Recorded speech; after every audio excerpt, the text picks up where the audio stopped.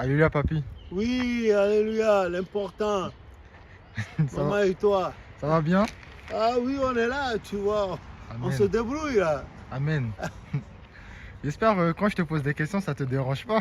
Ah non, pourquoi? Au contraire. Je- Bon, les questions, il faut les poser pour éviter les conflits générationnels. mais- Parce j'ai qu'il y enc- a des choses que nous comprenons et que vous autres non. Et il y a des choses de vous que nous ne comprenons pas ou bien nous n'avons pas le même point de vue, la même analyse. Voilà. J'ai encore une question à te poser. Oui. Parce que dans le Cantique 947, il est écrit que le pouvoir de l'amour brise le péché. Oui. Mais ça, je ne comprends pas qu'est-ce que cela veut dire. Ah, c'est bien. Le pouvoir de l'amour Brise le péché. brise le péché. En effet, cela est vrai. Le pouvoir de l'amour brise le péché.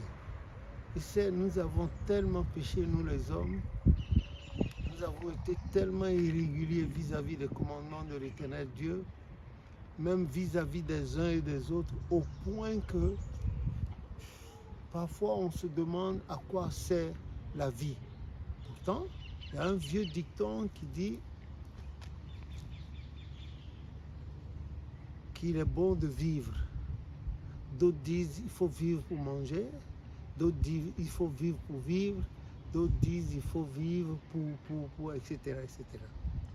Mais ta question, franchement, tout à l'heure, là, il n'y a même pas 2 heures de temps, on me l'a posé. Exactement comme ça, vous avez eu les mêmes idées, les mêmes intentions. Et le pouvoir de l'amour brise le péché. Hein? Oui. Si nous faisons référence à 1 Pierre, chapitre 4, verset 18, il dit « Exercez l'accueil en tout moment, en toutes circonstances, accueillez et faites de la charité ou l'amour, car l'amour ou la charité délivre d'une multitude de péchés. Celui qui sait aimer, qui a l'amour dans le cœur, celui-là, Dieu le lui revaut. Amen. Il en est de même.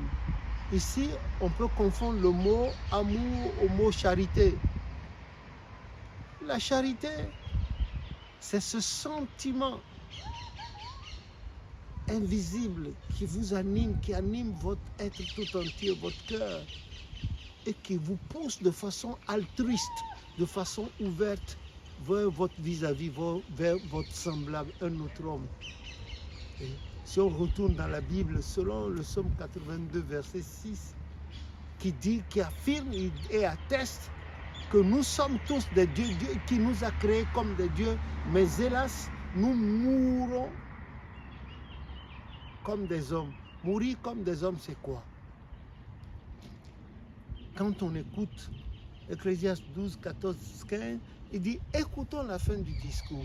Crains Dieu et observe ses commandements. C'est là ce que doit tout homme. Car tout ce que tout homme fait ou fera, sera amené en jugement, en bien ou en mal. Nous mourrons comme des hommes, ça veut dire quoi?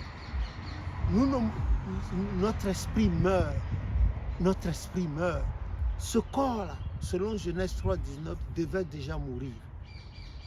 À cause de la grande désobéissance, la rupture unilatérale du contrat entre Dieu et notre père Adam et la mère Ève.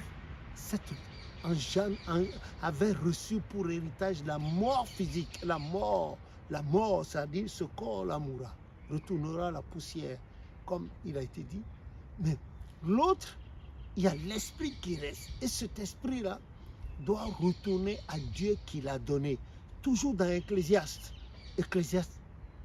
12, là, verset 1, il a parlé du cordon d'argent. Il dit jusqu'à ce que le corps retourne à la poussière comme il était et que l'esprit retourne à Dieu qui l'a donné. Si notre esprit, au finish de notre vie, ne peut pas retourner à Dieu qui nous l'a donné pour que nous soyons vivants, Donc nous mourrons. Et Apocalypse 3, 1 l'a dit. Il dit, je connais tes œuvres, tu passes pour être vivant. C'est-à-dire, on te voit, tu gardes des voitures de gros cylindres là, tu voyages, on te voit tantôt avec des filles, tantôt tu es ceci, tu portes des costumes coûteux, tu habites tu descends dans des hôtels luxueux à 20 étoiles, peut-être 25 étoiles. Mais quand on te prend, on te pèse sur le plan spirituel, tu n'as pas de valeur. C'est cela la mort, mourir comme les hommes. Maintenant, quand tu aimes, si de ton cœur jaillit le sentiment de l'amour et tu regardes celui-là qui est en face de toi comme ton frère, parce qu'il a le souffle de Dieu en lui, tu voles à son secours humblement et discrètement à son secours, Dieu habite en toi, comme le Christ le faisait. Nous n'avons pas vu le Christ en chair et en os, mais les Saintes Écritures nous l'ont rapporté.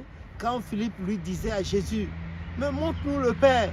Jésus lui a dit, mais depuis que nous sommes ensemble, vous ne savez pas que celui qui m'a vu a vu le Père. Je suis dans le Père est en moi. Donc, nous sommes aussi d'autres Jésus en déplacement. Maintenant, pour être réellement ce Jésus, il faut que nous pensions à notre